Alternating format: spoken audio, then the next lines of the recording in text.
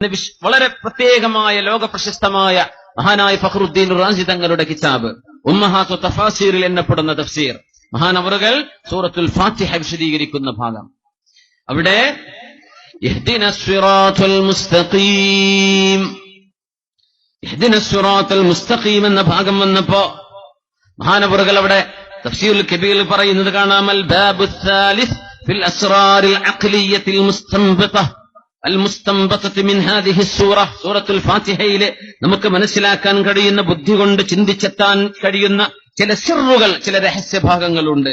ഫീഹി മസായിൽ, ഒരുപാട് മസാലകളുണ്ട് അതിൽ. അൽ ലതീഫത്തു സാനിയ, അതിൽ ഏറ്റവും മനസ്സിലാക്കേണ്ട മനോഹരമായ മൂന്നാമത്തെ പോയിന്റ് എന്ന് പറഞ്ഞ് മഹാനവറുകൾ പറയുന്നു, ലമ്മാ ഖാല ഇഹ്ദിനസ് സിറാത്തൽ മുസ്തഖീം, അല്ലാഹുവേ ഞങ്ങളെ നീ നേരായ വഴിയിലേക്ക് നടക്കണമേ, നടത്തിത്തരയണമേ. ഒരു ദിവസം 17 ഫാത്തിഹ നിർബന്ധമായി ഓതുന്നവരാണ് മുസ്ലിമീങ്ങൾ. 17 ഫാത്തിഹ അല്ലെ, 17 റക്അത്തുകളിൽ അല്ലാഹുവേ ഞങ്ങൾക്ക് സന്മാർഗം തരയണമേ. അത് അല്ലാഹു മാത്രം പറഞ്ഞു നിർത്തിയില്ല എന്നാണ്.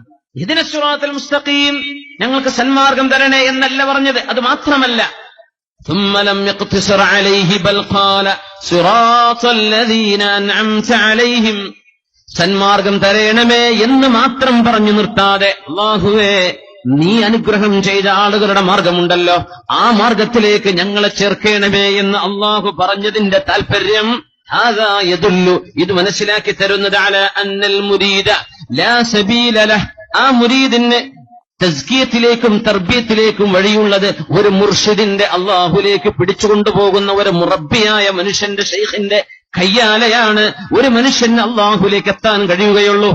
അള്ളാഹുവിന്റെ സന്മാർഗമുണ്ട്, അത് വ്യക്തമാണ്.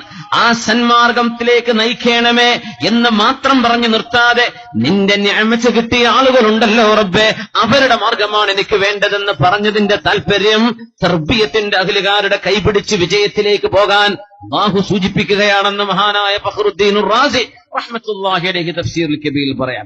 മഹാനായ ഇബ്നു ഹജർ അൽ ഹൈതമി ഫഖീഹുൽ മുഹദ്ദിസ് ശിഹാബുദ്ദീൻ ഇബ്നു ഹജർ അൽ ഹൈതമി അൽ മക്കി, ലോക പ്രശസ്തനായ ശാഫിഈ മദ്ഹബിന്റെ ഇമാമുകളിൽ വളരെ പ്രഗൽഭനായും മഹാനായ ശിഹാബുദ്ദീൻ ഇബ്നു ഹജർ അൽ ഹൈതമി റഹ്മത്തുള്ളാഹി അലൈഹി ഫതാവൽ ഹദീസിയയിൽ വൽ ഹാസിൽ അന്നൽ ഔലാ ബിസ്സാലികി ഖബ്ല അൽ വസൂൽ ഇലാ ഹാദിഹിൽ മആരിഫ് അൻ യകൂന മുജീമൻ ലിമാ യഅമുറുഹു ബിഹി ഉസ്താദുഹു അൽ ജാമിഅ ലിതറഫൈ ശരീഅത്തി വൽ ഹഖീഖ, ശരീഅത്തിന്റെയും ഹഖീഖത്തിന്റെയും വഴികളിലേക്ക് തന്റെ ഗുരുനാഥനും മുറബ്ബിയുമായ ഉസ്താദ് എന്താണോ തന്നെ നിർദ്ദേശിക്കുന്നത് അത് വളരെ പരിപൂർണമായി മനസ്സിലാക്കുകയും സ്വീകരിക്കുകയും ചെയ്തുകൊണ്ട് ഒരു മുരീദിന് നന്മയുടെ മാർഗത്തിലേക്ക് എത്താൻ കഴിയുകയുള്ളൂ. ആര് പറയുന്നു? അല്ലാമ ഇബ്നു ഹജർ തങ്ങൾ.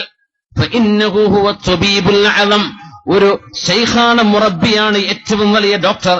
فبمقتضى معارفه الذوقية وحكمه الربانية يعطي كل بدن ونفس ما يراه هو اللائق بشفائها والمصلح لغذائها. ഓരോ രോഗിയുടെയും രോഗത്തിനനുസൃതമായ മരുന്ന് നിർദ്ദേശിക്കുന്ന പോലെ തന്റെ ശിഷ്യഗണങ്ങളിൽ ഓരോരുത്തരുടെയും തർബീയത്തിന് ആവശ്യമായ ഏതെല്ലാം നിർദ്ദേശങ്ങൾ വേണമെന്ന് അറിയുകയും മനസ്സിലാക്കുകയും നിർദ്ദേശിക്കുകയും ചെയ്യുന്ന ഒരു ഗുരുവാണ്, ഡോക്ടറാണ് സത്യത്തിൽ മുറബ്ബിയായ ഒരു ശൈഖെന്ന മഹാനായ ഇബ്നു ഹജർ അൽ ഹൈതമി തങ്ങൾ. ആ ഒരു മാർഗത്തിലേക്ക് എത്തിച്ചേരാൻ അല്ലാഹു നമുക്ക് വഴികൾ എളുപ്പമാക്കി തരട്ടെ. ഇനിയും അത് ലഭിച്ചിട്ടില്ലാത്ത ആളുകൾ ദുആ ചെയ്യേണ്ടത് അല്ലാഹുമ്മ ദുല്ലനി അലാ മൻ യദുല്ലുനി അലൈക്.